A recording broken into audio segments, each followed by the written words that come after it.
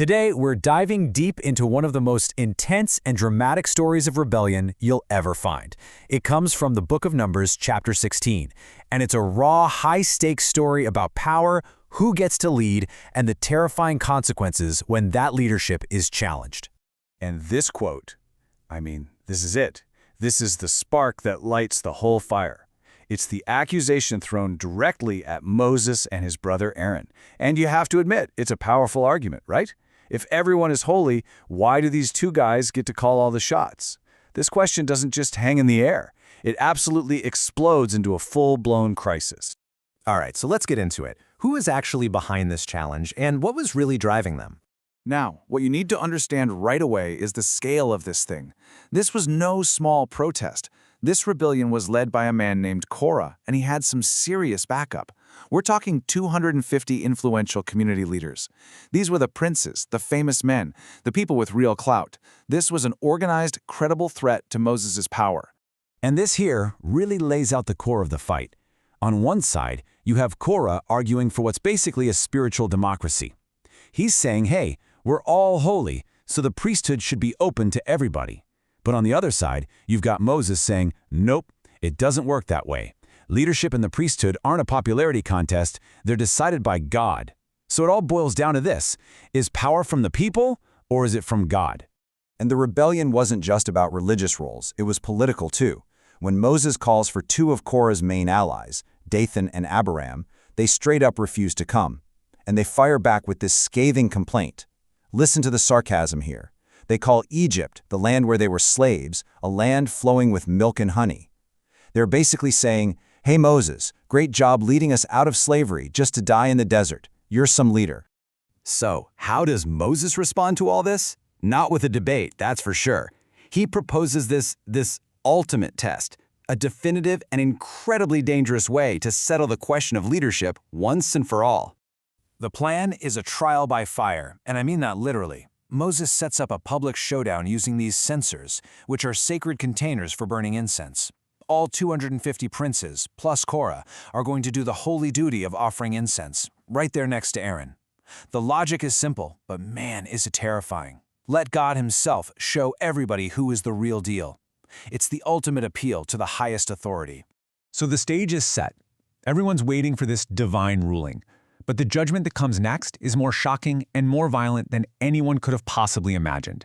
And it happens in two distinct, horrifying acts. So you have to wonder, right? You've got this massive group, 251 men, all performing the same sacred act. How on earth is this going to resolve anything? Well, it turns out the first blow doesn't even land on the men with the incense. It falls on the political leaders who didn't even bother to show up, Dathan and Abiram. Before anything happens, Moses makes this absolutely chilling prophecy. He basically throws down the gauntlet. He tells everyone, look, if these men die a normal death, then I'm a fraud.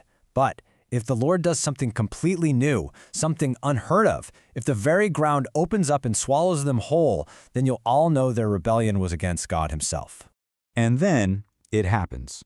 The second Moses stops talking, the ground just splits apart right under their tents. The text says it swallowed them, their families, their houses, everything they owned.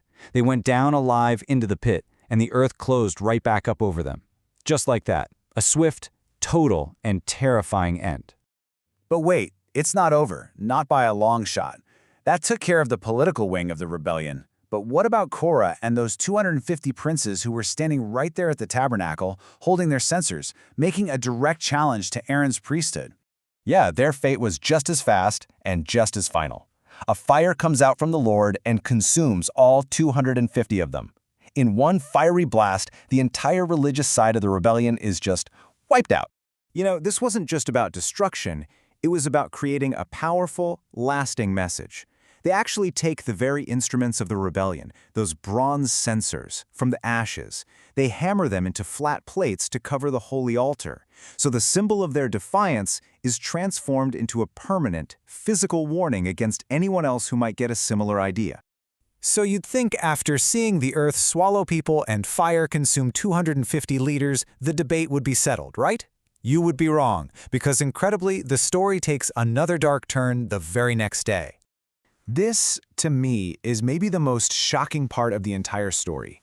Instead of being terrified into obedience, the rest of the people wake up and blame Moses and Aaron. They saw what happened, but they don't see a divine judgment. They see a political hit job. "You have killed the people of the Lord," they accuse them. It's unbelievable. And the response to this widespread grumbling is immediate and absolutely devastating. Another divine punishment is unleashed, a deadly plague. And look at that number. The plague kills a staggering 14,700 people. That's a number that completely dwarfs the casualties from the actual rebellion. It turns out, in this story, the consequence for public dissent was far deadlier than for the organized coup itself. And this brings us to the story's ultimate irony.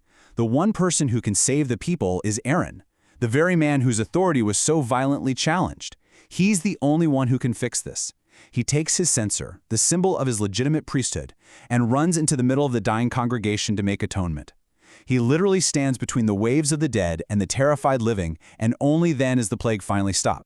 So we're left with this intense and frankly sobering story. It's so much more than just an ancient account of a failed coup. It's a complex justification for a divinely appointed hierarchy, standing against any populist challenges. It serves as this stark cautionary tale about leadership, the different ways dissent can manifest, and the absolutely devastating cost of challenging an established, sacred order.